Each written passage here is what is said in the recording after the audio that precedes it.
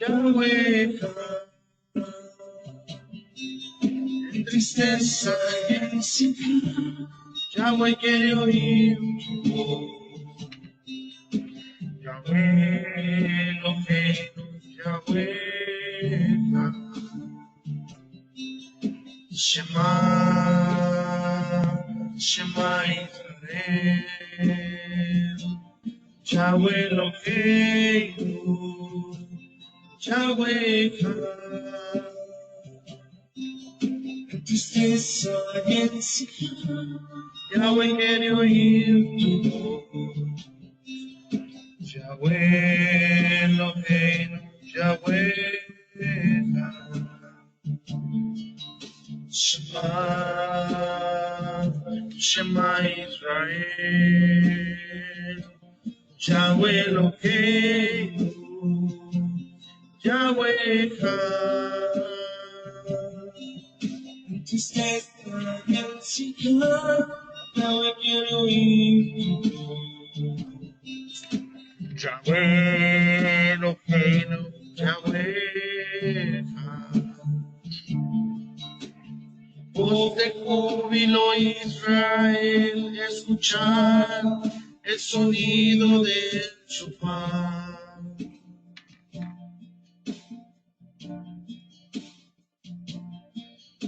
Clamar la salvación a través de Yeshua.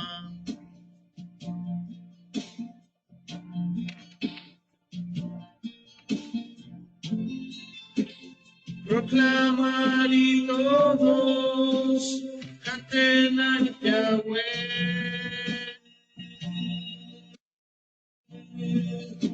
Delante de Yahweh. Shema, Shema Israel. Eloheinu, Yahweh. En tristeza y en silencio, Yahweh quiere oír tu voz.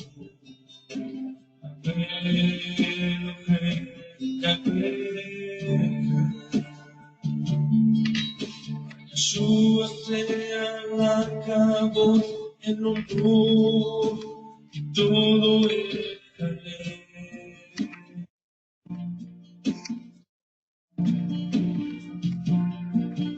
Todo Israel vendrá y se postrará delante de su rey.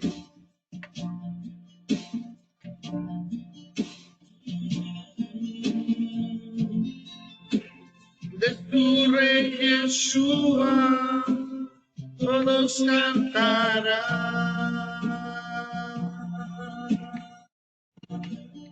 Shema Israel, Shema, Shema Israel, Yahweh Elohim, Yahweh. En tristeza y en silencio, Yahweh quiere oír tu voz. Yahweh Eloheinu, Yahweh, Shema, Shema Israel, Yahweh Eloheinu, Yahweh. En tristeza y en silencio, Yahweh quiere oír tu voz. Yahweh Eloheinu, Yahweh, Yahweh Eloheinu, Yahweh,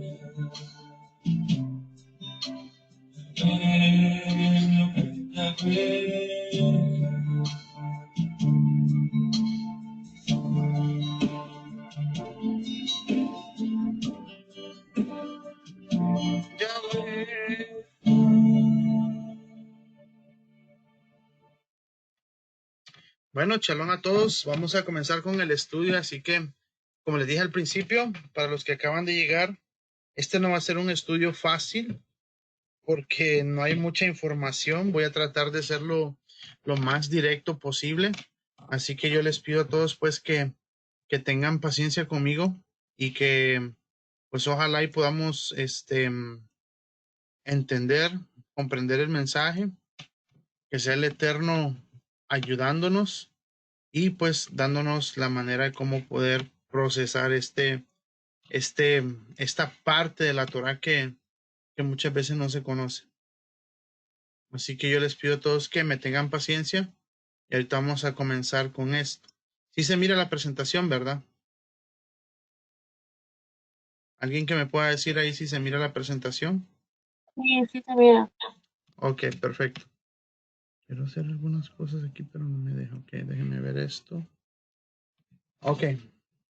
Bien, lo estamos mirando a usted, pero no sé si aparte tiene alguna presentación. Sí, está la presentación. Muévale la pantalla. ¿Alguien mira la presentación?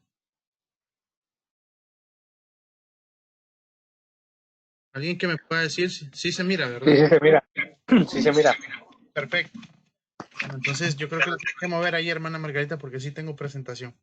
Ok, bueno, vamos a empezar por un error que cometimos hace tiempito, bueno, la semana pasada. No, esta semana deberíamos de estudiar la Parashá 36, que era la que estamos estudiando la semana pasada. Aunque eso no significa que no pueda tocar la 36 esta semana. Pero como la Parashá 35 casi no la tocamos, entonces voy a retocar un poco acerca de la Parashá 35 y creo que vamos a tocar un punto que casi nunca se estudia.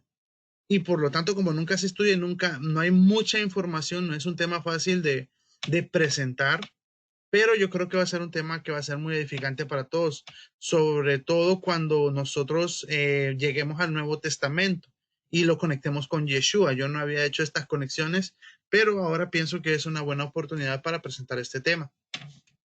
La parachá que vamos a estar, sobre la parachá que vamos a estar trabajando es la parachá Nassó, que es la parachá número 35 y es levanta. Es números, va desde números 4:21 hasta el 7:89. Esa es la parachá número 35, ¿ok? Así que vamos a empezar. A ver, déjenme ver ahora. Dice, el voto de los nazareos, dice. Yahweh dijo a Moshe, permítame algo que se me movió, no sé por qué se me mueve, pero déjenme ver. Vamos a ver.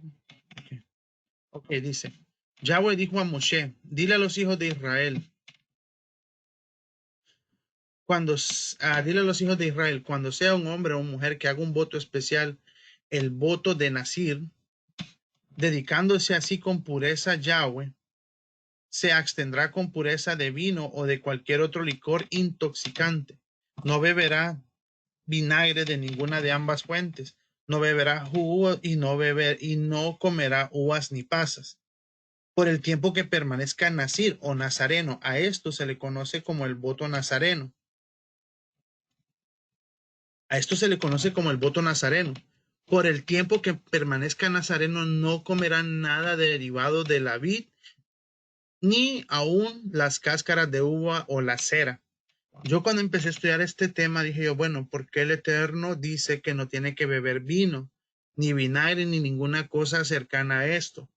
Cuando alguien hacía un voto nazareno, vamos a hablar básicamente nuestro tema hoy va a ser el voto nazareno y cómo, aunque Yeshua no fue llamado o fue considerado como voto, o que él hiciera un voto nazareno, pero sí vamos a ver unas conexiones interesantes entre lo que es el nazareno y Yeshua.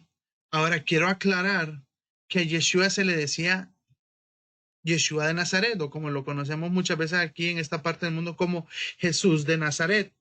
Pero resulta que la palabra Jesús de Nazaret no tiene nada que ver con el voto nazareno. Yo no sé cuántos de ustedes habían visto eso o algunos de ustedes se habían preguntado por qué le decían nazareno. Ahora, eso no tiene nada que ver con la parte del voto nazareno. Vamos a hacer una clara diferencia entre lo que es nazareo y que es de Nazaret. Son dos cosas totalmente diferentes. El voto nazareo viene de la palabra nazareo o nezarita, que es nazir, lo que estábamos viendo anteriormente. Persona que se consagra por un tiempo al Eterno. El nazareato es un llamado al Eterno para una misión especial. Eso es lo que estamos estudiando y ese es el contexto de Números el día de hoy. El voto nazareno. Cuando a Yeshua se le decía de Nazaret, eso básicamente se refería a reverdeciente o vástago, del arameo nitzra. O sea que esa palabra viene de reciente, reverdeciente o vástago. Por eso cuando él le decía Yeshua de Nazaret, tiene que ver con reverdeciente. Otros proponen de la raíz hebrea nazar, que es igual a guardar y proteger. Literalmente Nazaret significaría entonces protectora o guardiana. La Vulgata tradujo la palabra netzer por flosén, en sentido de retoño o de flor, una flor de retoño. Ahora, resulta interesante, y esto es otro estudio, pero también tiene la misma raíz que natsar, ve que dice igual a guardar y proteger. Al arrebatamiento, lo que conocemos al arrebatamiento en hebreo, se le dice el natsal. Va casi agarrado de la mano con la palabra Nazaret, que tiene que ver con guardar y proteger. Ahora nosotros ya hemos entendido que la promesa no es ir para el cielo y que no nos va a cubrir en el cielo, sino que Él nos va a apartar y nos va a cubrir en esa hora de la prueba. Por eso es tan importante en este momento poder definir lo que es nazareo y poder definir lo que es la palabra Yeshua de Nazaret, de dónde venía Nazaret. Ahora, es interesante ver que este es el único lugar de la Torá, de los 5 libros de Moisés, donde se habla del voto nazareo. No sabemos verdaderamente por qué solo habla este capítulo, qué realmente tiene que ver ese capítulo con el voto nazareo, porque solo aparece aquí. Pero nosotros vamos a topar con el nazareato en un sinnúmero de lugares en el Antiguo Testamento, fuera de la Torá, y nosotros también vamos a ver que todavía está operando en la era del Nuevo Testamento, como Pablo mismo participa en el ritual del nazareato por sugerencia de Santiago, o Jacob, el líder de los que creían en Yeshua, como prueba para otros judíos que Pablo aprobaba, honraba y obedecía la Torá, aun cuando creía en Yeshua el Mesías. Esta parte es sumamente interesante y por eso lo digo, vamos a empezar a desarrollar el tema desde la misma raíz que es Números y vamos a llegar hasta el Nuevo Testamento con lo que es el voto nazareo y qué aplicaba y qué se hacía en el voto nazareno. Entonces, literalmente, Pablo todavía, él observa el voto nazareno y ahorita lo vamos a ver en qué parte. El nazareato, hoy estamos hablando del voto nazareo, el nazareato figura en varias historias importantes de la Biblia. Algunas de las que vamos a ver, y ahí es donde a mí me sorprendió un poco la conexión, que es con Sansón de la tribu de Dan, Samuel, alternadamente descrito como un efraimita y un levita, y algunos dicen que Juan el Bautista. ¿Por qué? Vamos a ver por qué específicamente se cree que Juan el Bautista tenía un voto nazareo, por qué sí y por qué no. Pero más básicamente el lenguaje y la forma de usar la expresión idiomática podría considerarse que aún Juan el Bautista tenía que ver con un voto nazareo. Yo no sé cuántos habían visto eso, pero para mí se me hace muy interesante. Algunos afirman que Yeshua era nazareo, pero no vemos en realidad ninguna evidencia que respalde esa idea. Y toda razón para decir que él no lo era. La razón principal por la que a veces Yeshua es llamado un nazareo es a causa de una tradición cristiana incorrecta que sale de un error que todavía está prevalente. Y el error es que un nazareo y un nazareno no es la misma cosa. Yeshua es llamado un nazareno porque así era como se llamaba a las personas que vivían en Nazaret, su ciudad natal. Pero Nazaret no tenía nada que ver con el nazareato. Por eso quiero hacer de nuevo el énfasis. Nazareo o nazarita es persona que se consagra en el tiempo, un tiempo al eterno. De Nazaret, cuando Yeshua se le decía de Nazaret, tenía que ver con un reverdeciente o vástago, o alguien que guarda y protege, y entonces se convertía en un guardián o protector. Pero también resulta interesante que Nazaret Ay, se me fue a poner iba a poner por ahí algún mapa, pero bueno, ustedes lo pueden buscar. Resulta que Nazaret quedaba en Galilea. Es interesante ver que en Galilea los miraban los discriminaban. Era una región que no era considerada de importancia en el tiempo de Yeshua. Así que cuando él les dice algo, ellos dijeron, la expresión es que algo bueno podría salir de Galilea, se referían exactamente a lo mismo.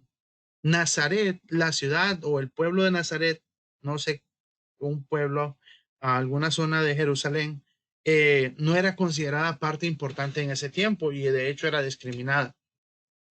Y aquí es interesante porque Mateo 2 dice, Mateo 2:21, nos habla de que a Yeshua se le iba a llamar el Nazareno. Mire lo que nos dice. Entonces se levantó y tomó al niño y a su madre y vino a tierra de Israel. Pero oyendo que Arquelao reinaba en Judea en lugar de Herodes su padre, tuvo temor de ir allá. Pero avisado por revelación en su sueño, se fue a la región de Galilea y vino y habitó en la ciudad que se llamaba Nazaret, para que se cumpliese lo que fue dicho por los profetas que había de ser llamado Nazareno. Ahora, lo interesante, y aquí es donde empieza parte de la enseñanza. Yo no sé cuántos de ustedes habían leído Mateo 2:21 al 23. Yo creo que muchos de nosotros lo hemos leído y por eso ahora vamos a aplicar la cuestión del contexto. Porque resulta que en ninguna parte de todo el Tanakh y de los profetas, nadie profetizó que así literal, nadie profetizó que a Yeshua se le iba a llamar Nazareno. Entonces la pregunta importante aquí es, ¿por qué Mateo 2:22 dice que a Yeshua, como habían dicho los profetas, se le iba a llamar Nazareno? Ahorita vamos a encontrar la respuesta. Cuando estamos viendo entonces la diferencia entre lo que es un nazareno y de Nazaret, acabamos de ver que de Nazaret tiene que ver con reverdeciente o vástago, o al igual que guardar y proteger. O sea que tiene que ver con algo que reverdece, tiene que ver más o menos con un retoño. Y esa parte, aunque no la puse aquí, interesante, la ciudad de Nazarea era conocida como una de las ciudades menos intelectuales de todo ese tiempo. Pero donde estamos ahorita, por eso les digo, es interesante ver que se le decía de Nazaret, que no tiene nada que ver con el voto nazareno, y era una región sumamente discriminada, lo que es de Nazaret, y ahí el Mesías se cría. Y ahora tenemos a Mateo diciéndonos que hay una profecía que decía que iba a ser llamado Nazareno, pero en realidad, si buscamos en toda la Biblia, no hay ninguna profecía que diga, y se le llamará Nazareno. ¿Por qué es la importancia de entender entonces lo que significa Nazareno, como lo vemos aquí? Que tiene que ver con reverdeciente o vástago, porque eso nos lleva literalmente a Isaías 11:1. Y de allí es donde se cree, y básicamente esa es la prueba que tenemos de a lo que literalmente se refiere el Nazareno o Yeshua de Nazaret. Nuestro Mesías cumplió muchas cosas. Y dice Isaías 11:1, y saldrá una vara del tronco de Isaí, un vástago. Entonces, de Nazaret, ya si usted mira ahí, la traducción dice que Nazaret significa reverdeciente o vástago. Entonces, cuando leemos Isaías 11:1, dice, saldrá una vara del tronco de Isaí, un vástago retoñará de sus raíces y reposará sobre él el espíritu de Yahweh, espíritu de sabiduría e inteligencia, espíritu de consejo y de poder, espíritu de conocimiento y de temor de Yahweh.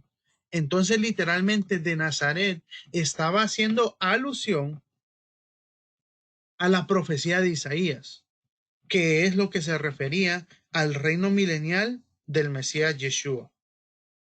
Así que claramente hemos visto que cuando estamos hablando de Nazareo, un voto nazareo no se refiere a Yeshua de Nazaret. Ahora, en la Biblia Kadosh dice de la siguiente manera, Mateo 2:20. Él es el mismo, nomás que lo quise poner en dos traducciones diferentes.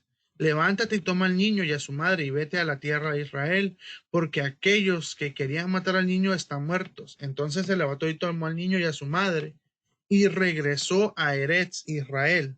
Sin embargo, al oír que Arquelao había sucedido a su padre Herodes como rey de Judá, tuvo temor de ir más allá.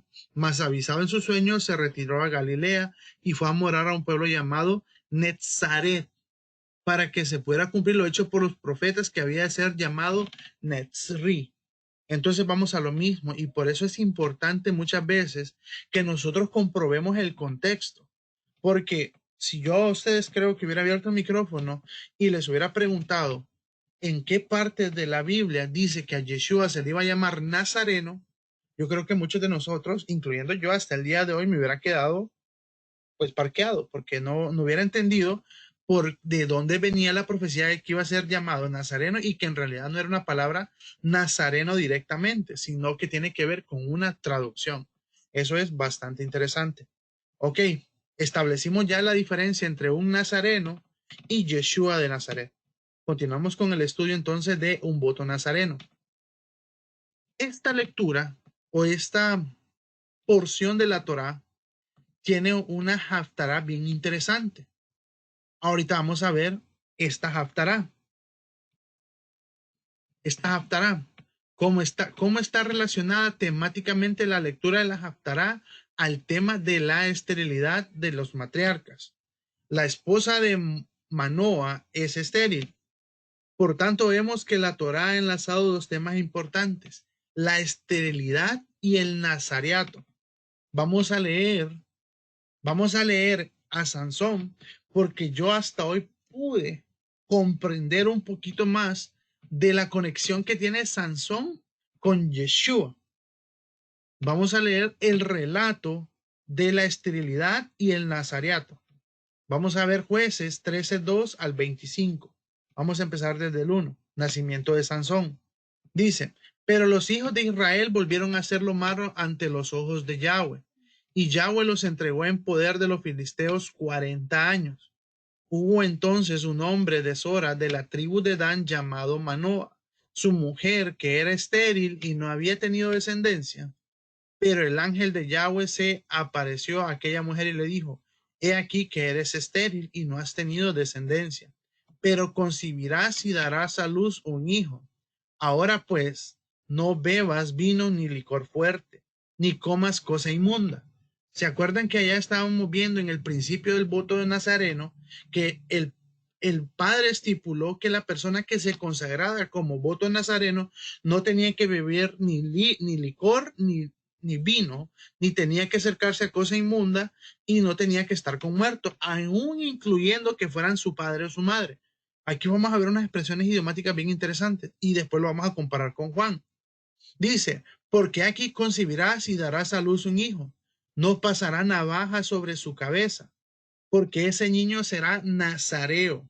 Entonces ahora podemos hacer la conexión completa de qué era lo que estaba hablando aquí, cuáles eran los requisitos para que él fuera nazareo. En realidad, la fuerza de Sansón no venía del pelo, venía de la promesa que su madre y lo que el Eterno le había dicho a él. O sea, el pelo era lo que lo mantenía consagrado delante del Eterno, porque él le había dicho: no pasará navaja sobre su cabeza. En sí no era el pelo, sino que a través del pelo, por así decir, él manifestaba que era un nazareo que estaba consagrado al Padre, y por eso es que el Padre lo bendecía. Muchos de nosotros habíamos pensado que era por el pelo. No era por el pelo. Cuando él se quita el pelo, rompe el pacto con el Padre, porque el Padre ya lo había consagrado para eso. Dice: ese niño será nazareo de Dios desde el vientre, y comenzará a librar a Israel de mano de los filisteos. Mire qué interesante eso. La mujer fue entonces y habló a su marido diciendo: un varón de Dios vino a mí, y su aspecto era como el aspecto de un ángel de Dios, muy terrible, y no le pregunté de dónde era, ni él me declaró su nombre, solo me dijo: he aquí concibe y darás a luz un hijo, y no bebas ahora vino ni licor fuerte, ni comas cosa inmunda, porque este niño será nazareo de Dios desde el vientre hasta el día de su muerte. Entonces Manoa imploró a Yahweh y dijo, Señor mío, te ruego que venga de nuevo a nosotros que, aquel varón que enviaste, y nos instruya qué haremos con el niño que ha de nacer. Y el Eterno escuchó la voz de Manoa, y el ángel de Dios vino otra vez a la mujer, estando ella sentada en el campo. Pero Manoa, su marido, no estaba con ella, y la mujer se apresuró y corrió y le informó a su marido y le dijo, he aquí que se me ha aparecido el mismo hombre que vino el otro día. Vamos a seguir leyendo y de ahí me voy a regresar un poquito porque vamos a hacer otra conexión bien interesante. Y se levantó Manoa y fue tras su mujer, y llegando ante aquel varón le dijo, ¿eres tú el varón que habló con esta mujer? Y él dijo, yo soy. Tremendo, porque así dijo Yeshua, yo soy. Y Manoa dijo, que se cumpla tu palabra. ¿Cómo será el modo de vida del niño y qué le ha de hacer? Y el ángel de Yahweh respondió a Manoa, la mujer se guardará de todas las cosas que yo le dije. No comerá nada que proceda de la vid, ni beberá vino ni licor fuerte, y no comerá cosa inmunda. Guardará todo lo que le ordené. Entonces Manoa dijo al ángel de Yahweh, te ruego, permítenos detenerte y prepararte para ti un cabrito del rebaño. El ángel de Yahweh respondió a Manoa, aunque me detuvieras, no comería de tu manjar, pero si tú preparas un holocausto, ofrécelo a Yahweh. Y Manoa no sabía que era el ángel de Yahweh. Ahora, interesante esto, porque este ángel está hablando con Manoa directamente y ellos le ofrecen algo de comer. ¿Cuál era el aspecto de este ángel si ellos le estaban ofreciendo algo de comer? El ángel, para mí, entendiendo cómo vamos viendo este texto, era un ángel en forma humana para que lo invitaran a comer, así como Yahweh se le presentó a Abraham. De la misma manera se le está presentando Yahweh a la esposa, a Manoa, y dijo Manoa al ángel, ¿cuál es tu nombre para que te honremos cuando se cumpla tu palabra? Y el ángel de Yahweh respondió a Manoa, ¿por qué preguntas mi nombre si ves que es oculto? Entonces Manoa tomó un cabrito del rebaño y la ofrenda vegetal y lo sacrificó sobre la peña a Yahweh. Y mientras Manoa y su mujer lo contemplaban, obró maravillosamente, porque sucedió que mientras la llama subía de sobre el altar hacia los cielos, también el ángel de Yahweh ascendió juntamente con la llama del altar. Perdón. Al verlo, Manoa y su mujer cayeron en tierra sobre sus rostros, y el ángel de Yahweh no volvió más a mostrarse a Manoa ni a su mujer. Entonces Manoa comprendió que era el ángel de Yahweh, por lo cual Manoa dijo a su mujer, sin duda moriremos, porque hemos visto, a Elohim. O sea que ellos vieron literalmente a Yahweh. El ángel de Yahweh es el mismo Yahweh. Pero su mujer le respondió, si Yahweh hubiera querido hacernos morir, no habría tomado de nuestra mano el holocausto y la ofrenda, ni nos habría mostrado estas cosas, ni nos habría anunciado en este tiempo cosa semejante. Y la mujer dio a un hijo y llamó su nombre Sansón. El niño creció y Yahweh lo bendijo, y el espíritu de Yahweh comenzó a impulsarlo en los campamentos de Edrán, entre Sora y Estaol. Ok, volvemos a empezar con el relato, solo no voy a ir por todo de nuevo, solo lo quería leer, pero vamos a establecer que es interesante ver que las mujeres estériles también dieron a luz cuando la palabra se estaba escaseando en Israel, cuando Israel estaba bajo opresión. Mire qué interesante esto. Pero los hijos de Israel volvieron a hacer lo malo ante los ojos de Yahweh, y Yahweh los entregó en poder de los filisteos 40 años. Fíjese lo que está diciendo. Israel se estaba portando mal. Israel se había olvidado de la Torá y nació Sansón para defenderlo. Ok, ahorita vamos a hacer una cosa, vamos a hacer las conexiones. Mantengamos esto en mente. Seguimos. Vamos a hacer una reflexión acerca de lo que acabamos de leer de esta Haftará. Cosas bien interesantes. Y dice la evidencia. La relación más evidente entre la Haftará y la Sidra, que es la porción de la Torá, es que Sansón seguía a la Sidra, perdón. seguía el nazareo y la sidra contiene la ley. Sin embargo, dice, ¿cómo es posible hallar una relación más profunda? Vamos a buscar una relación más profunda entre lo que tenemos de la Haftará y lo que estamos conectando con el voto nazareo. Dice, la persona que le toca ser testigo de un acto de inmoralidad debe, ya entendí. Dice, la relación más evidente entre la Haftará y la sidra es que esta Haftará y esta enseñanza del voto nazareno es seguida exactamente después de la mujer adúltera. Si nosotros vamos a números, vamos a ver que esta está seguida de la mujer adúltera. Entonces se preguntan por qué. La pregunta que se hicieron los sabios en ese momento es ¿por qué la porción de la Torá del voto nazareno está seguida después de la mujer adúltera? Y si es posible encontrar una relación más profunda. La persona que le toca ser testigo de un acto de inmoralidad, oiga bien lo que nos dicen, lo comentan los sabios, debe procurar acercarse a Dios como hay en el voto para convertirse en un nazareo. ¿Por qué? Porque la persona que ha sido testigo de un acto de inmoralidad muchas veces puede caer en ese acto mismo de inmoralidad. Entonces nosotros cuando vemos que otros están cometiendo actos inmorales, aunque nosotros no podemos hacer un voto nazareo en este momento por la cuestión del templo, sí podemos apartarnos para el Eterno y es lo que estamos haciendo. Literalmente nosotros estamos viendo la inmoralidad del mundo. Y así como nosotros estamos viendo la inmoralidad del mundo, que era lo que hacía la mujer adúltera, la que era encontrada de adulterio, entonces el voto delante del Eterno es lo que nos ayuda y puede ser una herramienta muy apta para conseguir el apartarnos de lo que está haciendo el mundo. En la época que sucedió la historia de la Haftará, lo que estamos hablando de Sansón, el pueblo de Israel estaba cayendo constantemente en el pecado y en consecuencia, Dios lo sometió a la dominación filistea durante 40 años. Luego de este periodo de sufrimiento tan extenso, había llegado el momento de que la misericordia divina se manifestara a través de un líder justo. Oiga bien, es que aquí estamos hablando literalmente del Mesías. ¿Por qué? Porque dice que después de la dominación filistea, por ellos haber pecado, era necesario que naciera alguien que fuera justo delante del Eterno y que pudiera venir a rescatar al pueblo. Es exactamente lo mismo que nosotros estamos pasando hoy. Hoy nosotros estamos siendo presionados, estamos siendo... se me fue la palabra. Bueno,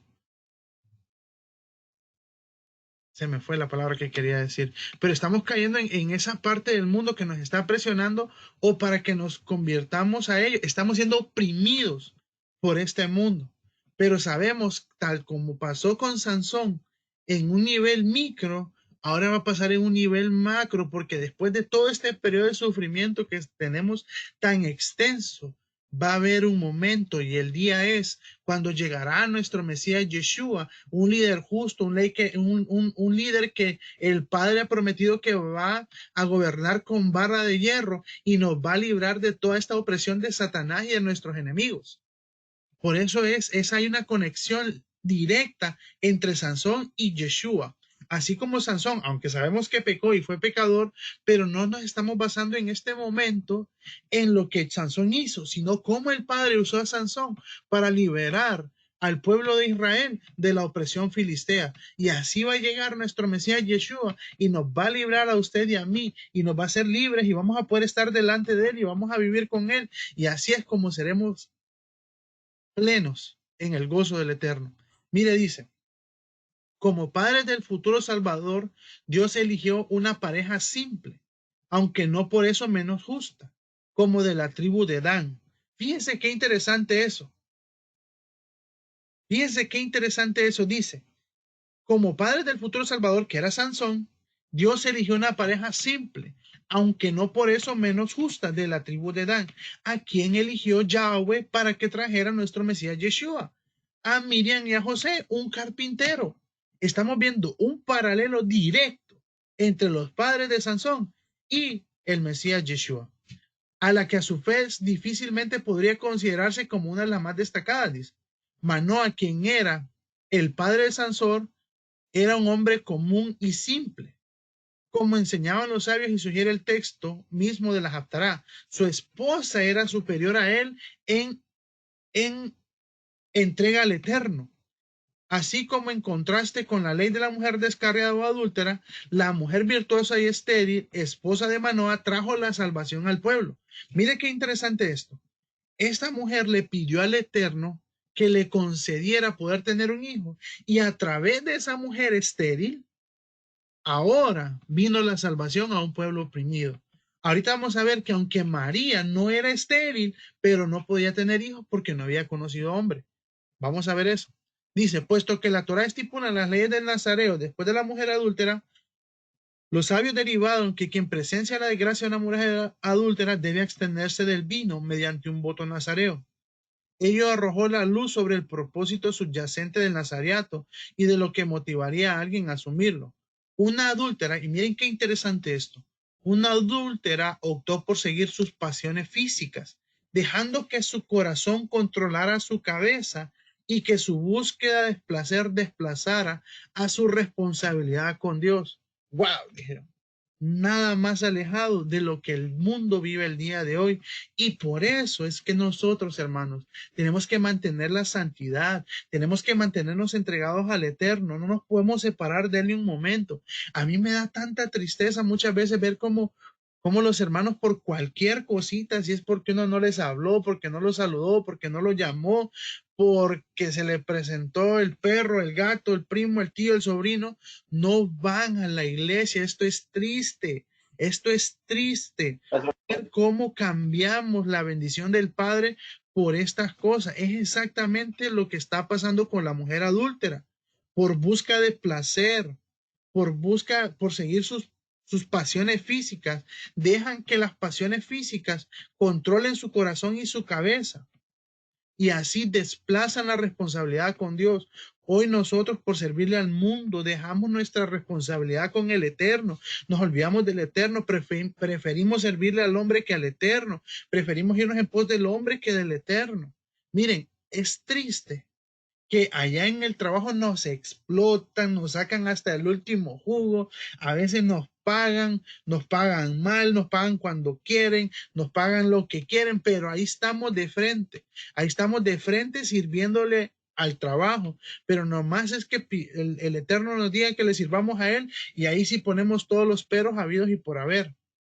Y eso es exactamente lo que está pasando con una mujer adúltera. Deja que sus pasiones físicas controlen su cabeza, y eso hace que desplace su responsabilidad con Dios. Dice, su experiencia es prueba de que los seres humanos son presa fácil de tentaciones, y de que cuando la inclinación hacen mal, los domina incluso el adulterio. Pareciera una opción aceptable. Y miren, como mujeres o como hombres, ¿será que no nos podemos ir a tener una relación sexual con otra persona? Bien, pero ¿qué tal nuestra vida íntima con el Eterno? Ahí nosotros podemos caer en adulterio. Si nosotros ponemos nuestros ojos en el esposo, en la esposa, en el hijo, en la hija, en el trabajo, en el dinero, usted y yo estamos cayendo en adulterio. Si preferimos servirle al hombre, estamos cayendo en adulterio, estamos cayendo en esa tentación.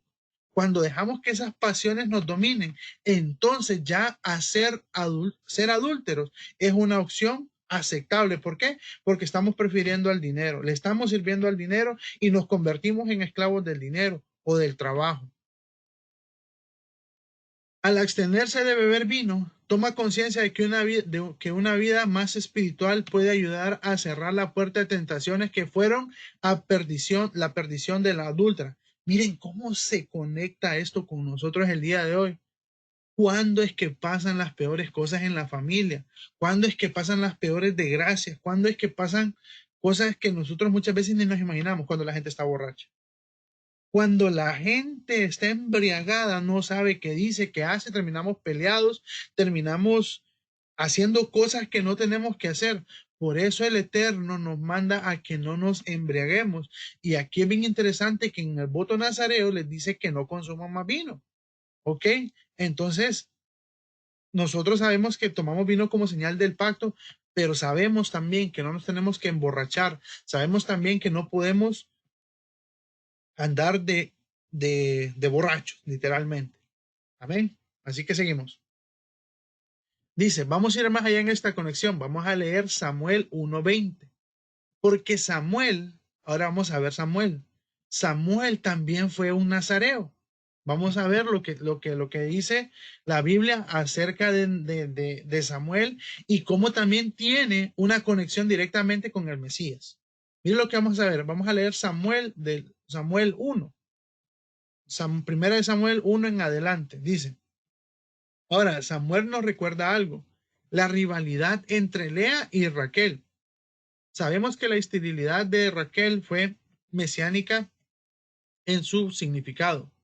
¿Podría ser verdad lo mismo aquí? Sabemos que el Eterno le dio fuerza para concebir. Por tanto, deberíamos esperar un significado mesiánico con relación al producir vida desde su vientre estéril.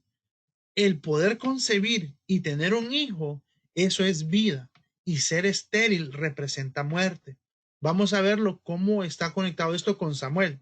Y vamos a ver la conexión ahora con el Mesías y vamos a ver la conexión con Sansón. Miren qué interesante esto. Un hombre de Ramatián, Safita, de los montes de Efraín, que se llamaba Elcana, hijo de Jeroán, hijo de Eliú, hijo de Tohu, hijo de Suf, Efrateo, tenía 2 mujeres. ¿Qué era lo que tenía Jacob? 2 mujeres. Por eso dice que esto tiene que ver también con Raquel y Lea. Aquel hombre subía de su ciudad para adorar y ofrecer sacrificios a Yahweh de los ejércitos, en Silo, donde estaban 2 hijos de Elí, Ofni y Finees, sacerdotes de Yahweh. Cuando llegaba el día en que Alcana ofrecía sacrificio, daba a Penina, su mujer, la parte que les correspondía, así como a cada uno de sus hijos e hijas. Pero a Ana le daba una parte escogida porque amaba a Ana, aunque Yahweh no le había concedido tener hijos. Miren cómo se parece esto a lo que venimos hablando de Raquel y Lea. Lea, que era la que no quería a Jacob, ella ya tenía hijos. Raquel no le podía dar hijos. Raquel era la amada, Lea era la menos amada. Exactamente está pasando aquí lo mismo con Ana. Y dice el texto 6, y su rival la irritaba. ¿Qué pasaba entre Lea y Raquel? Lea irritaba a Raquel. Y su rival la irritaba enojándola y entristeciéndola porque Yahweh no le había concedido tener hijos. Así hacía cada año. Cuando subía a la casa de Yahweh la irritaba así, por lo cual Ana lloraba y no comía. Elcana, su marido, le decía, Ana, ¿por qué lloras? ¿Por qué no comes? ¿Y por qué está afligido tu corazón? ¿No te soy yo mejor que 10 hijos? Después de comer y beber en Silo, Ana se levantó y mientras el sacerdote Eli estaba sentado en una silla junto a un pilar del templo de Yahweh, con amargura del alma oró a Yahweh y lloró desconsoladamente. E hizo voto diciendo, oiga bien el voto que ella hace, Yahweh de los ejércitos, si te dignas a mirar la aflicción de tu sierva, te acuerdas de mí, no te olvides de tu sierva, sino que das a tu sierva un hijo varón. Yo lo dedicaré a Yahweh todos los días de su vida y no pasará navaja por su cabeza. La expresión no pasará navaja por su cabeza tiene que ver con el voto nazareo. Mientras ella oraba largamente delante de Yahweh, Elí observaba sus labios, pero Ana oraba en silencio y solamente se movían sus labios. Su voz no se oía por lo que Elí la tuvo por ebria. Entonces le dijo Elí, ¿hasta cuándo estarás ebria? Digiere tu vino. Pero Ana le respondió, Señor mío, soy una mujer atribulada de espíritu. No he bebido vino ni sidra, sino que he derramado mi alma delante de Yahweh. No tengas a tu sierva por una mujer impía, porque solo por la magnitud de mis congojas y de mi aflicción he estado hablando hasta ahora. Y le respondió él, ve en paz, el Dios de Israel te otorgue la petición que tú le has hecho, le dijo Elí. Halle tu sierva gracia delante de... No, no ayuda. Okay, so I just put, por favor, okay. Halle tu sierva gracia delante de tus ojos, respondió ella. Se fue la mujer por su camino y comió y no estuvo más triste. Se levantó de mañana, adoraron delante de Yahweh y volvieron de regreso a su casa en Ramá. Elcana se llegó a Ana, su mujer, y Yahweh se acordó de ella. Aconteció que al cumplirse el tiempo, después de haber concebido a Ana, dio a luz un hijo y le puso por nombre Samuel, por cuanto dijo se lo pedía Yahweh. Después, Elcana, el marido, subió con toda su familia para ofrecer a Yahweh el sacrificio acostumbrado y su voto. Pero Ana no subió, sino dijo a su marido, yo no subiré hasta que el niño sea destetado. Entonces lo llevaré, será presentado delante de Yahweh y quedará allá para siempre. Alcana, su marido, le respondió, haz lo que bien te parezca y quédate hasta que lo destetes. Así cumpla Yahweh su palabra. Se quedó la mujer y crió a su hijo hasta que lo destetó. Después que lo destetó y siendo el niño aún muy pequeño, lo llevó consigo a la casa de Yahweh en Silo, con 3 becerros, un efa de harina y una vasija de vino. Tras inmolar el becerro, trajeron al niño a Elí y Ana dijo, oh Señor mío, vive tu alma, Señor mío, yo soy aquella mujer que estuvo aquí junto a ti orando a Yahweh. Por este niño oraba y Yahweh me dio lo que le pedí. Yo pues lo dedico también a Yahweh todos los días que viva. Será de Yahweh y adoró a Yahweh. Y si ustedes, hermanos, les dejo la tarea de que puedan leer 1 Samuel 2, la oración que hace esta mujer está tremendísima. Tremendísima, pero no vamos a entrar por ahí. Ok, vamos a hacer una conexión ahora con Sansón. ¿Qué era lo que estaba pasando con la casa de Elí? La casa de Elí, sus hijos estaban cometiendo fornicación y adulterio. La palabra de Yahweh no se estaba dando correctamente en el tiempo de Samuel. ¿Qué pasaba ya con Sansón? La palabra de Yahweh estaba escasa. Entonces, cuando la palabra de Yahweh estaba escasa, vinieron 2 hombres consagrados con el voto nazareo y fueron a enfrentar a las diferentes casas, fueron a enfrentar a los filisteos y fueron a enfrentar al pueblo de Israel para liberarlos. Ya ustedes pueden seguir leyendo el relato de Elí y ustedes se van a dar cuenta que el padre a través de Samuel le manda una profecía y le dice que él y su casa iban a ser desterrados porque se habían olvidado de la ley del Eterno. Era exactamente lo que estaba pasando con Sansón. Y no solo eso, era exactamente lo que estaba pasando cuando Yeshua nació. Había, wow, tremendísimo. Había un sacerdocio profanado porque el sacerdote no era el que tenía que ser. Y segundo, estaban bajo la opresión de los romanos. O sea que en Yeshua se cumplieron las 2 cosas del voto nazareo. Tanto como en Sansón había opresión filistea por un ejército y tanto como en Samuel había un sacerdote corrupto porque su familia era corrupta, tanto así como Yeshua, cuando él nace, había opresión de parte de los romanos y el sacerdocio que había en el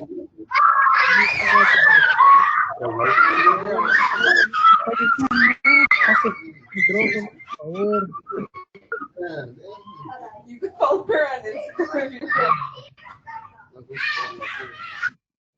Los micrófonos, por favor, los micrófonos, están pendientes los micrófonos. Ok, seguimos. Ok, permítame. Ok, seguimos. Dice, antes notábamos una conexión entre el voto, vamos a notar también una conexión entre el voto nazareno y el sacerdocio, específicamente el sumo sacerdote, y ya leímos Samuel. ¿Vea usted alguna conexión temática entre el sacerdocio y el voto nazareno? Ana hizo un voto para dedicar a su hijo como nazareo. Ana estaba orando. Ahora, ¿qué es lo que hace el sacerdocio? Orar, interceder. Ana, aunque no era sacerdota, lógicamente, pero estaba haciendo una función, estaba intercediendo en su corazón. Aunque sus labios se movían, ella no hacía ningún sonido en su boca. Elí la acusó de estar ebria. A esto ella responde, no he bebido ni vino ni sidra. Esto es notablemente similar a las instrucciones para un voto nazareo. ¿Por qué es interesante esto? Porque allá cuando leemos Números, dice que tanto la mujer como el varón podían hacer un voto nazareo. ¿Ve usted eso? Una manera muy sutil. Estos versículos han hecho justamente la conexión temática entre el voto nazareo y el sacerdocio, porque un sacerdocio representa intercesión. Ella declara, yo no he bebido ni vino ni sidra, en respuesta a la acusación de que ella estaba ebria, cuando en realidad estaba intercediendo. Entonces, una vez más, vemos una conexión entre el voto nazareo y la intercesión del sacerdote. 1 Samuel 3 nos dice, Primera de Samuel 3:1. El joven Samuel ministraba a Yahweh en presencia de Elí y la palabra de Yahweh escasaba en aquellos días. No había visión con frecuencia. Mire qué interesante esto. La palabra de Yahweh escaseaba, exactamente lo que nos estaba diciendo allá con Sansón. No había palabra de Yahweh. Mire lo que nos dice aquí con Sansón. Pero los hijos de Israel volvieron a hacer lo malo ante los ojos de Yahweh y Yahweh los entregó en el poder de los filisteos. O sea que no había amor por la palabra de Yahweh. Y era exactamente lo que estaba sucediendo cuando vino Yeshua. No había palabra. Los fariseos también eran opresores y habían dejado, estaban poniendo más leyes de hombre que la misma Torá del Eterno. Dice, en la Parashá Metzorá aprendimos muchas verdades concernientes a cómo la Torá presenta figuras del Mesías. Primero aprendimos que siempre que vemos figuras de resurrección y figuras de vida renovada como resultado de la liberación de la muerte inminente, figuras de victoria y vida renovada como resultado de muerte. Sabemos que la Torá está a punto de darnos una enseñanza concerniente al Mesías. Yo llamo estos temas de la resurrección y vida, y están especialmente reforzados cuando están asociados en alguna manera al número 3. Segundo, la Torá a menudo usa el tema de la esterilidad para señalarnos que una enseñanza mesiánica está en la mano. Porque el número 3 lo conectamos a resurrección y vida, porque al tercer día resucitó Yeshua. Al tercer día salió Jonás de la ballena, o sea, el tercero también representa resurrección. Segundo, la Torá a menudo usa el tema de la esterilidad para señalarnos que una enseñanza mesiánica está a la mano. Por ejemplo, muchas de las matriarcas o de las madres experimentaron una gran dificultad dando a luz hijos. ¿Por qué fue esto así? Usando el ejemplo de Sara, note que ella le fue prometido un hijo en su edad avanzada. Ella había pasado bastante edad, sobre 90, de habilidad para tener hijos. Piensen que ya tenía Abraham cuando su nombre fue cambiado y cuando Adonai le dio la promesa concerniente al nacimiento de Isaac. Miren qué interesante, Abraham tenía 99 hijos, o sea, 3 veces 33. 3 representa resurrección y 33 era la edad del Mesías y dice 3 veces 33. O sea que estamos viendo claramente que la edad de Abraham no fue una simple casualidad. 3 de resurrección, 33 la edad del Mesías, y tenía que ver con resurrección literalmente, porque el vientre de Sara estaba estéril y ahora pasó a vida. Usted se pregunta, ¿cómo podemos ver resurrección de la muerte en este ejemplo? Vamos a ir a Romanos 4 del 19 al 21. Y la fe de Abraham no se limitó a pesar de que él reconocía que por tener unos 100 años de edad su cuerpo ya estaba muy anciano para tener hijos, igual que el vientre de Sara. Abraham siempre creyó a la promesa sin vacilar.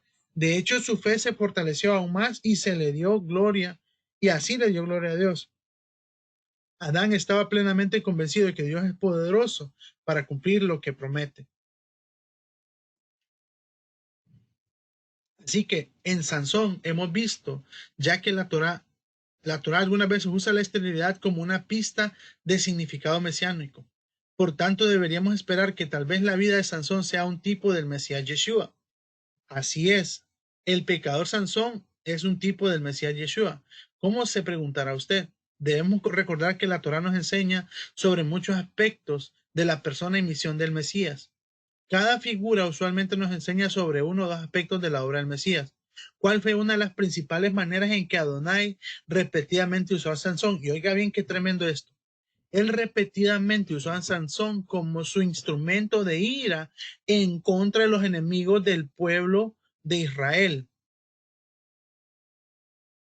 En contra de los enemigos del pueblo de Israel, específicamente los filisteos. Temáticamente, Sansón era usado por el Eterno como un guerrero defendiendo al pueblo de Israel de sus enemigos. Oiga bien qué interesante esto. Sansón era utilizado por el Eterno como un guerrero defendiendo al pueblo de Israel de sus enemigos. En términos generales, ¿qué está describiendo esta historia? La guerra entre Sansón y los filisteos. La frase más importante que conecta temáticamente este episodio de guerra al Mesías es Jueces 16:30. Y los que mató al morir, dice Jueces 16:30, fueron muchos más que los que había matado durante su vida. Oiga, qué tremendo esto. Yeshua quitó muchos enemigos en medio en su vida. Pero su mayor victoria, ¿cuándo fue? Fue en su muerte, al vencer demonios, potestades y principados, al vencer a Satanás. O sea, igual que Sansón, Yeshua mató o destruyó más personas cuando murió, por así decirlo, que cuando vivía. ¿Por qué? Porque Yeshua, por medio de su muerte, destituyó al diablo de la opresión que tenía contra la humanidad. ¿Qué hizo Sansón? Sansón, cuando muere, mata más gente en el palacio donde estaba que cuando él vivía. Tremendo. Lucas 1:15 nos dice, ok, aquí hemos conectado hasta esta parte, hemos conectado a Sansón. También vimos a Samuel. Ahora mire lo que nos dice Lucas 1:15 acerca de Juan. Y vamos a ver estas cosas sumamente interesantes. Lucas 1:15 nos dice que Juan no bebería ni vino ni sidra. El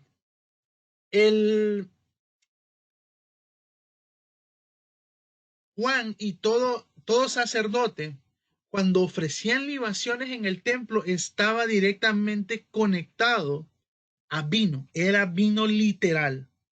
Entonces, fíjense lo que está haciendo la mamá de Juan. El ángel está diciendo a la mamá, él no beberá ni vino ni sidra. Cuando hemos entendido el voto nazareno que no tiene que beber ni vino ni sidra, entonces se considera que esta es una alusión directamente al nazareato. ¿Cuántos de nosotros le habíamos puesto atención a Lucas 1:15, donde decía que Juan no bebería ni vino ni sidra? Y mucho menos, creo yo por lo menos personalmente, nunca lo había conectado directamente con el nazareato. Por eso es interesante ahora entender el nazareato. Y usted va a ver la conexión de los tres cuando desarrollamos todo este tema. Así que no se me vaya ni se pierda. A Juan se le dijo, no beberás ni vino ni sidra. Mire lo que nos dice, pueden leer ustedes Juan 1:29 al 30, dice, ¿cuál dijo Juan el Bautista que era su propósito para bautizar? Que él debería revelar al Mesías. ¿Cuál era el propósito de Juan en ese tiempo? Era de revelar al Mesías, al que venía detrás de él. Ahora vamos a ver, Samuel, mire qué interesante esto. En esta historia de Samuel, ¿cuál es la conexión temática entre el ministerio de Samuel y el ministerio de Juan el Bautista? Oiga bien lo que vamos a ver. Samuel fue un profeta enviado a revelar a Israel la elección de Adonai como rey en Israel, así como Juan el Bautista fue enviado a revelar al Rey de Reyes en Israel. Tremendo. Un nazareo o dos nazareos revelando reyes, dando testimonio de reyes. Samuel dio y reveló. ¿A quién reveló Samuel? Al rey David. Ahora tenemos a Juan revelando al rey Mesías Yeshua. Y los dos tenían una conexión de voto de nazareo. Ellos habían sido consagrados como nazareos. O por lo menos eso es lo que entendemos también de Juan al decir que no bebería ni vino ni sidra. Entonces, mire, ¿cómo están las historias de Samuel y David y Juan el Bautista y Yeshua temáticamente relacionadas con respecto a la palabra ungir? Juan el Bautista ungió a Yeshua a través del bautismo, así como Samuel ungió a David como rey. Además, en ambas historias, el Ruach HaKodesh o el Espíritu Santo vino sobre el ungido. Ahora, pensemos que todas estas conexiones son casuales. Por supuesto que no. Esto es un ejemplo clásico de cómo una historia en el Tanakh tiene significado profético en los profetas. La historia de la revelación de Samuel, del rey David, es una profecía, un acto profético de cómo el Mesías sería revelado por Juan el Bautista. Tremendo. Ahora estamos viendo conexiones directas entre el voto nazareo y nuestro Mesías Yeshua y cómo ellos se parecían. Ahora mire qué tremendo esto, porque ahora vemos claramente que han habido por lo menos tres personas importantes, no sé si han habido más nazareos, pero se habla de tres personas sumamente importantes en la Biblia que nos destacan un voto nazareo. Dice, ¿cuáles tres papeles de liderazgo cumplirá el Mesías finalmente y cuándo? Él vino como un profeta en su primera venida. Él es ahora un sumo sacerdote según el orden de Melquisedec y en su segunda venida regresará como rey. ¿Cuál es el papel que está cumpliendo Yeshua? Fíjense, nosotros tenemos a Sansón que peleaba con los ejércitos. Tenemos al profeta Samuel y tenemos al sacerdote Juan el Bautista. Y son exactamente las cosas que ha cumplido Yeshua nuestro Mesías. ¿Por qué? Porque a su primera venida vino como profeta. Ahora que murió, está exactamente como sacerdote según el orden de Melquisedec. Y cuando venga, va a venir como rey a hacerle la guerra a todos los que están oprimiendo a su pueblo. Tremendo. Aún con el voto nazareno se cumple lo de nuestro Mesías Yeshua. Ahora podemos ver la interpretación mesiánica del voto nazareno. Podemos también entender que el voto nazareno estaba tan fuertemente conectado al sumo sacerdocio. Antes de su muerte y resurrección, Yeshua hizo un voto nazareo porque después de su resurrección, él entró en el papel de sumo sacerdote según el orden de Melquisedec. Son las instrucciones concernientes al voto nazareno las que enseñan esto. Es mucho para la Torá estar abolida. No se puede. Los que han predicado que la Torá está abolida no entienden ni siquiera lo que leen. Vemos también la razón de por qué el nazareo no podía tocar un cadáver. Él debe estar completamente separado de la muerte. Si leemos Hebreos del 7 del 11 al 28, ¿cuál es la base del sumo sacerdocio de Yeshua? Según el orden de Melquisedec, su vida infinita, y él no está con muertos. Él se separó de las muertes, la muerte no tiene potestad sobre él y es exactamente lo que va a hacer con nosotros. Ahora podemos ver la razón para el nazareo de abstenerse de tocar cadáveres. Su separación de la muerte era una figura del sacerdocio de Melquisedec, el cual está basado en vida infinita y separación de la muerte. Por eso ahí podría entrar que Yeshua hizo un voto nazareo al apartarse de la muerte completamente y solo tener vida y vida para siempre, vida eterna. Miren esto, qué interesante. ¿Por qué la prohibición en contra de comer uvas? ¿Por qué la prohibición de comer uvas? Como siempre se nos dice directamente. Bueno, como siempre, no se nos dice directamente. La Biblia no habla directamente de por qué la prohibición para un nazareo de comer uvas, pero podemos hacer una pequeña relación. Pero algunos estudiosos judíos piensan que ellos saben el por qué.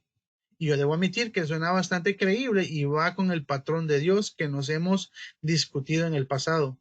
Israel en ocasiones es simbolizado como la vid, como la siembra de uvas.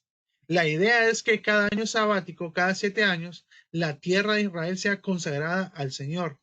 El sembradío no debe ser cosechado. La tierra no es cultivada o deshierbada. Y en lo que respecta a nuestro estudio, los viñedos no deben ser cultivados. No solo las uvas se deben dejar en la vid para que se pudran, hasta el podar 2 veces al año del viñedo era suspendido durante el año sabático. El año en que la tierra fue puesta a un lado y separada para Dios. Ok, miren lo interesante. Así que al igual que el nazareo es separado para Dios para cierto tiempo, durante ese tiempo el nazareo simbolizan el prototipo, el protópico propósito de Israel, santo y separado para Yahweh. Y el propósito del año sabático es simbolizar esa santidad y esa separación de Israel. Es exactamente lo que hace un nazareo. No se corta el pelo, así como en el año sabático no se cortaban uvas. No tomaban uvas, ni vino ni sidra. Era exactamente lo que se hacía en Israel. No se cortaban las uvas. Por lo tanto, al igual que los viñedos no deben ser tocados y ninguna uva debe ser cosechada durante el año sabático, de la misma manera los nazareos no deben tocar o comer las uvas durante el término de su pacto, independientemente de cuán largo o corto ese periodo de tiempo sea, en el cual en esencia es como un año sabático especializado para el nazareo. O sea que cuando uno hacía un voto nazareo, es como que estuviera tipificando el año Shemitah en uno. Esa es una conexión que se puede hacer porque el Eterno prohibía comer uvas. Así que hasta este punto ya hemos conectado Samuel, Sansón, el libro número 6, y ahora vamos a conectar esto con Hechos 21. ¿Por qué es interesante Hechos 21? Y aquí nos vamos a hacer una pregunta. El arresto de Pablo en el templo. Vamos a ir a Hechos 21:17. Cuando llegamos a Jerusalén, los hermanos nos recibieron con gozo, y al día siguiente Pablo entró con nosotros a ver a Jacob, y se hallaban reunidos todos los ancianos, a los cuales, después de haberles saludado, les contó una por las cosas que Dios había hecho entre los gentiles por su ministerio. Cuando ellos lo oyeron, glorificaron a Dios y le dijeron: ya ves, hermano, cuántos millares de judíos hay que han creído, y todos son celosos por la ley. Pero se les ha informado en cuanto a ti, que enseñas a todos los judíos que están entre los gentiles a apostatar de Moisés. Miren, esta palabra es una palabra sumamente interesante. ¿Por qué? Porque aquí mismo ellos le están llamando a ir en contra de Moisés un apóstata. Por eso le dicen el 21:21. Les estás enseñando a apostatar de Moisés. Todo el que va en contra de Moisés es un apóstata, diciéndoles que no circunciden a sus hijos ni observen las costumbres. Entonces le pregunta: ¿qué hay pues? La multitud se reunirá de cierto, porque oirán que has venido. Haz pues esto que te decimos. Y ahora es donde empieza el entendimiento con el Nuevo Testamento. Si no estudiamos esta parte del Nazareo, por consiguiente no vamos a entender nada de lo que sigue. Mire lo que dice. Hay entre vosotros 4 hombres que tienen obligación de cumplir voto. Si solo leemos este pedazo de la Biblia sin entender de lo que estamos hablando, entonces, ¿cuál sería el voto? ¿A qué se refiere el voto? ¿Y cómo se cumple el voto? Por eso ahora hemos pasado por todo este contexto desde número 6 para hacer la conexión con el libro de Hechos 21. Recordemos que el voto nazareo lo hacía hombre y mujer, y era de abstenerse de vino, no cortarse el pelo y no acercarse a muerto. Ahora mire lo interesante. Tómalos contigo, le dice. Hay hombres que tienen obligación de cumplir voto. Tómalos contigo, purifícate con ellos y paga sus gastos para que se rasuren la cabeza. Y todos comprenderán que no hay nada de lo que se les informó acerca de ti, sino que tú también andas ordenadamente guardando la ley. Pregunta: si Pablo predicó en contra de la ley, o que la ley ya estaba abolida, ¿qué hacía pues Pablo rasurándose la cabeza y pagando los gastos de alguien que hizo voto? Nosotros nunca vamos a ver a Yeshua hablando en contra del templo, en contra de los sacrificios y en contra de la responsabilidad del pueblo. Y aquí lo podemos ver claramente, que a Pablo se le dice: todos dicen que apostaste de la ley, pero vas a hacer esto para que sepan que tú andas ordenadamente.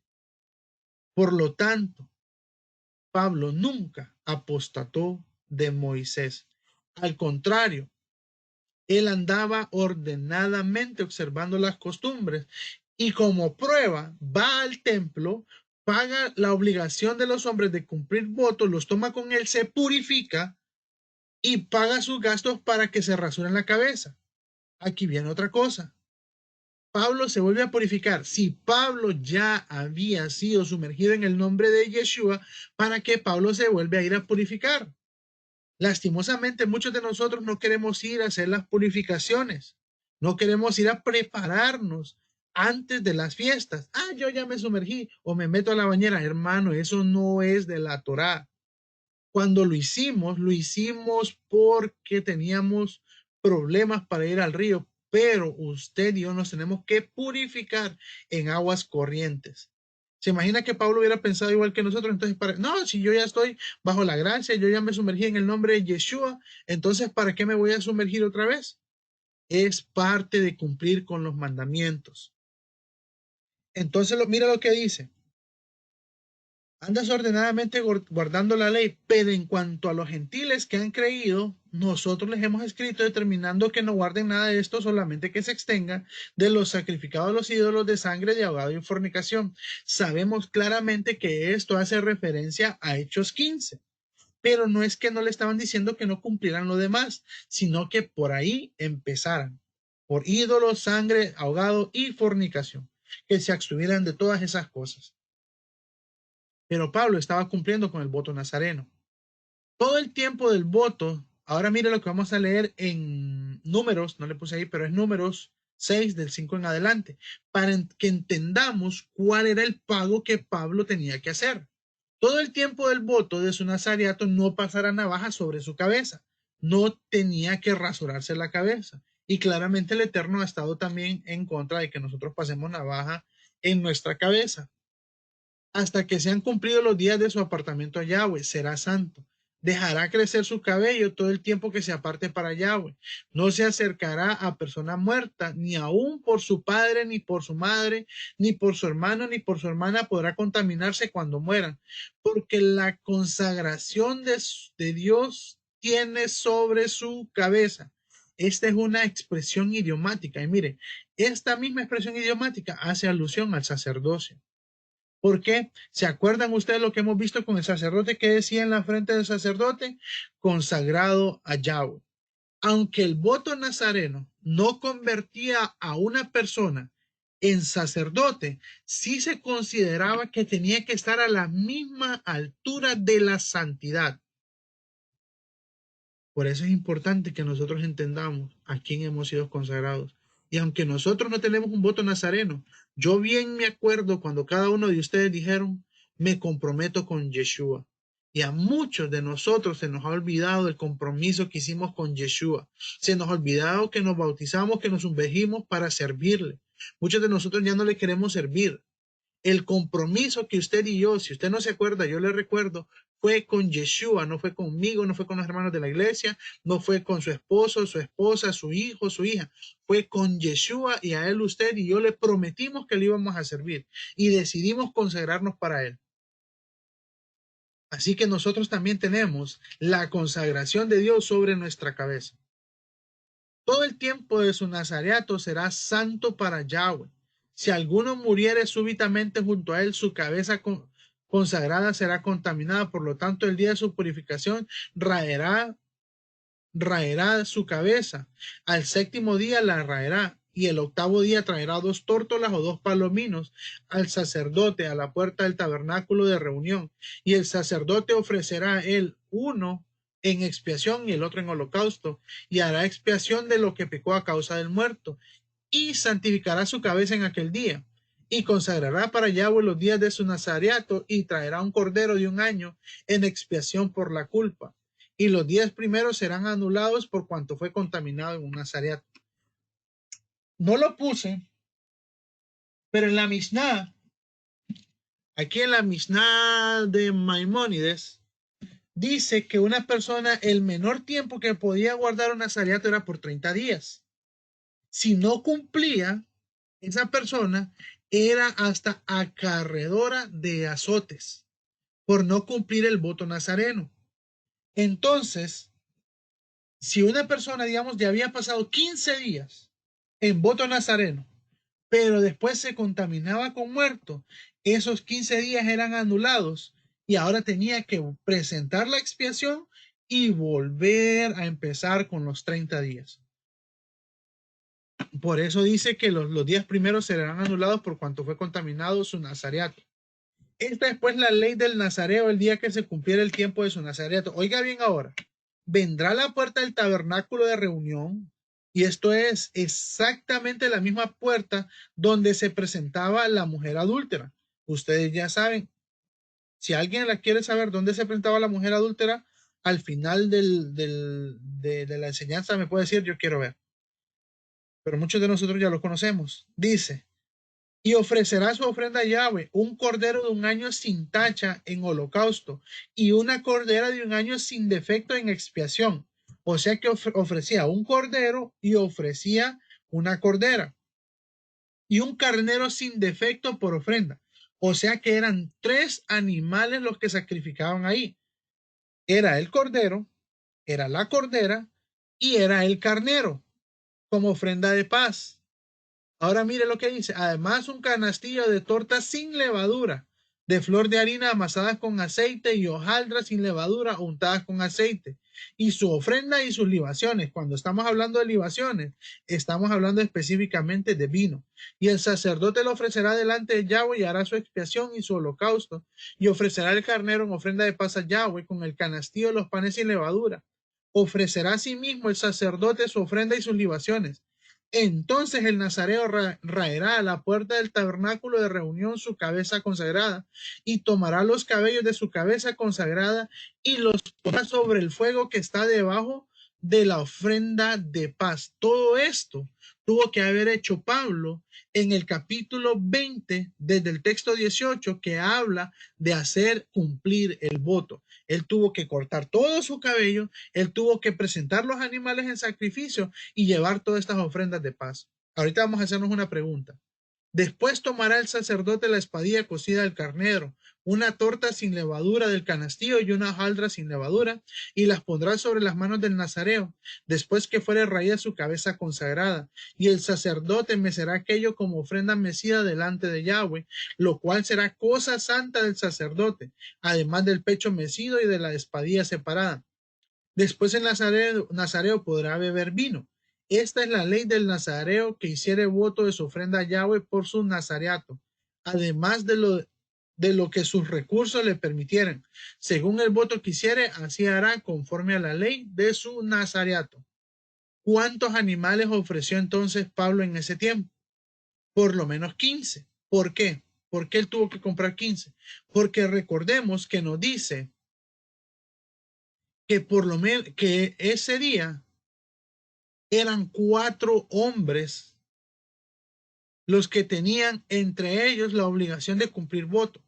Acabamos de leer claramente que eran 3, el cordero, la cordera y el carnero. O sea que por lo menos por cada persona de ellos habían 3 sacrificios. Si habían 3, por 4 son 12, más Pablo eran 15. Por lo menos 15 sacrificios se están desarrollando en Hechos 21. Si Pablo hubiera estado opuesto a la Torá, a la ley de Mashiach, de Yahweh, ¿qué hacía Pablo pagando por lo menos 15 corderos y sacrificándolos en el templo?